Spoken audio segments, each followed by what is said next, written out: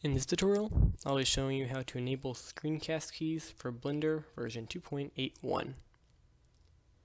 Blender does not come with Screencast keys as a default add-on, so you're going to have to install it. So you're going to go to your browser, paste in this link, I'll have in the description, and you're going to select where it says screencastkeys.zip. It'll be the top option. So you're going to click on that, and it'll start your install. You can now exit out of your browser, open up Blender,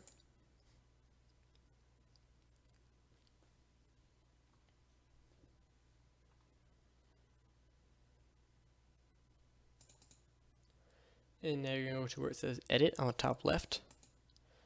Go to Preferences, and make sure you're under Add-ons on the left, and go to where it says Install. Now you're going to need to select where the zip file, and you have to go to where you saved it. So I saved it in the downloads, and then here is the zip file. You're going to click on that and select Install Add-on, and now it's been installed. Now all you have to do is check this box, and now it's been enabled. And then you click X. Now at the moment it's not casting the keys, so what you need to do is click on N on your keyboard to open up this panel on the right, and see where it says Screencast keys.